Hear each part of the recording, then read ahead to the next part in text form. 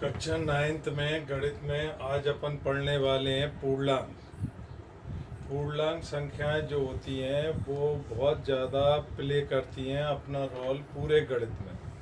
और अब तुमको परेशानी आती है तो पूर्णांकों में ही आती है। तो सबसे पहले तुम लोग पूर्णांक को अच्छी तरह से परिभाषा समझ लो कि जितनी भी धनात्मक और ऋणात्मक संख्याएं होती हैं वो सब पूर्णांक संख्याएं होती हैं। आ रही है तुम्हारी बात समझ में? जितनी भी धनात्मक और ऋणात्मक संख्याएं होती हैं वो क्या कहलाती हैं? पूर्णांक संख्याएं।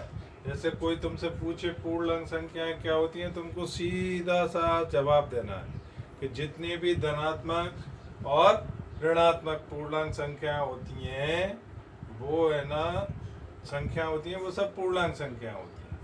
तो धन का एक भी पूर्णांक, ऋण का एक भी पूर्णांक, धन का दो भी पूर्णांक, ऋण का दो भी पूर्णांक, धन का तीन भी पूर्णांक, ऋण का तीन भी पूर्णांक और जीरो भी पूर्णांक। तो इसको लिखते कैसे है? जीरो प्लस माइनस एक। इसका मतलब होता है धन का एक भी और ऋण का एक भी, प्लस माइनस दो, धन का दो भी ऋण का दो, ऐसे प्लस माइनस तीन, ऐसे एंड ऑन लिखते जाते।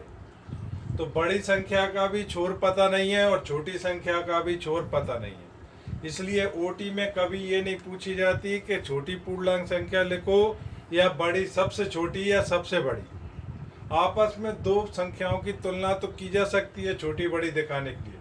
धनात्मक धनात्मक में तुलना की जा सकती है, ऋणात्मक ऋणात्मक में तुलना की जा सकती है, धनात्मक ऋणात्मक संख्याओं में बड़ी छोटी की तुलना की जा सकती है। लेकिन इसमें सबसे बड़ी संख्या कौन सी है, सबसे छोटी कौन सी है, ये नहीं पूछी जाती। ये सिर्फ प्राकृतिक संख्या में पूछी जाती है। एक पूर्ण संख्या में पूछी जाती है जीरो, क्योंकि पूर्ण संख्या जीरो से स्टार्ट होती हैं, 0 1 2 3 4, वो ऋणात्मक नहीं होती। ना तो प्राकृतिक संख्या ऋणात्मक होती है ना पूर्ण संख्या ऋणात्मक होती है।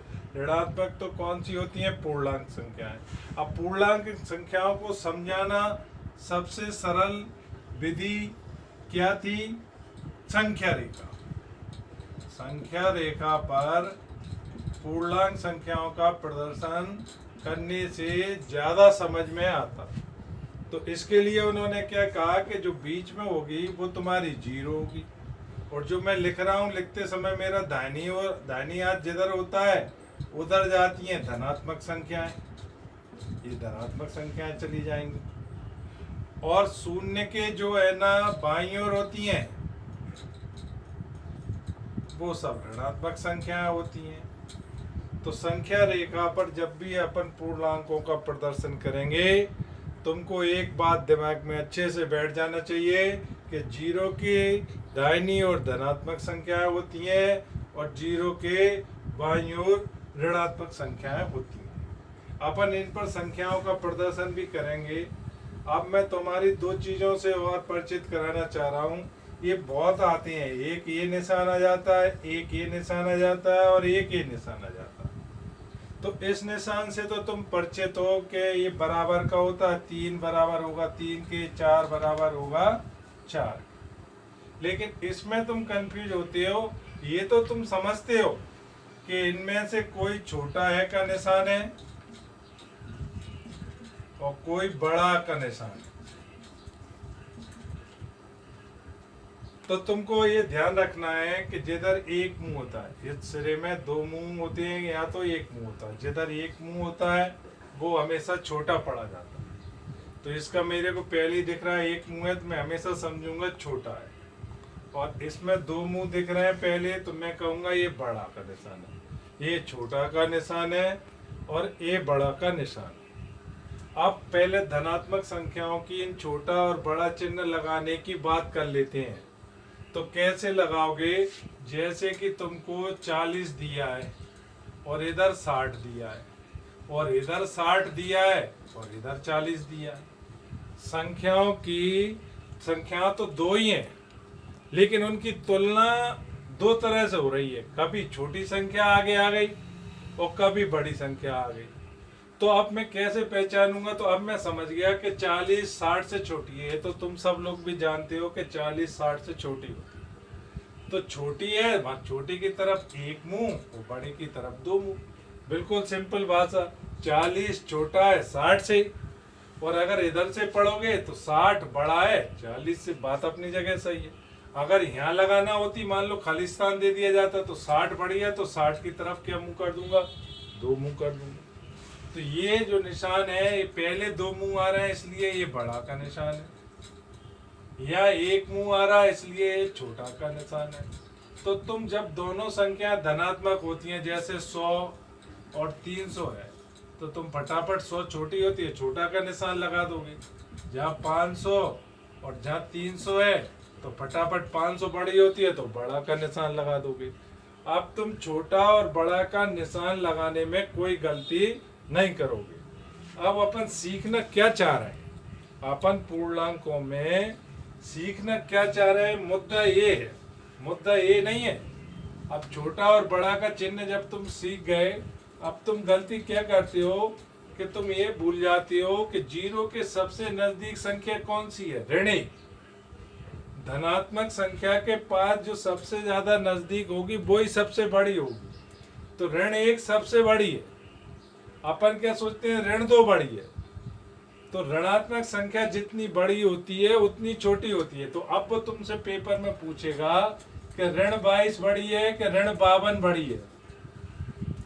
तो जिनने पूर्णांकों के बारे में नहीं पढ़ा होगा वो पक्के में कह देंगे 52 बड़ी है, क्योंकि उनको थोड़ी पता है कि ऋणात्मक संख्या जितनी बड़ी होती है वो जीरो से उतनी दूर होती जाती है, और धनात्मक संख्याओं से ऋणात्मक संख्या जितनी दूर होगी उतनी छोटी होगी। तो जितनी बड़ी संख्या ऋणात्मक रहती है वो बड़ी नहीं रहती, छोटी रहती है। तो अब तुम ऐसा मुंह नहीं लगा दोगे नहीं बड़े की तरफ दो मुंह कर देती, ये गलत हो जाएगा। अगर इसका मतलब तो ये हो गया 22 छोटी है 52 से। ऋणात्मक संख्या जितनी छोटी होती है उतनी बड़ी होती है। तो बड़ी का निर्धारण हो गया कि 22 बड़ी है, तो 22 की तरफ क्या मुंह कर दोगे? दो मुंह कर दोगे। तो ऋण 22 बड़ी है ऋण 52 से। अब मैं एक और लेता हूं, ऋण के 66 और ऋण के 25।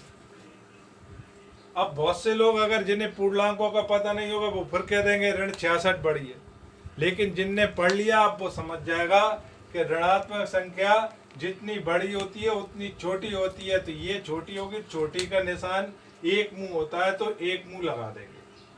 अब मैं तुमको यहीं पर होमवर्क दे रहा हूं। अभी वैसे तुमको पूर्णांकों के बारे में बताया था कि सभी धनात्मक और ऋणात्मक संख्याएं पूर्णांक संख्याएं कहलाती हैं। दूसरी पढ़ी शून्य के दाहिनी ओर धनात्मक, शून्य के बाईं ओर ऋणात्मक लिखी जाती हैं संख्या रेखा पर। जितनी बड़ी ऋणात्मक संख्या होगी उतनी छोटी होगी। अब तुमको रिक्त स्थान भरना है, ये होमवर्क दे रहा हूं मैं।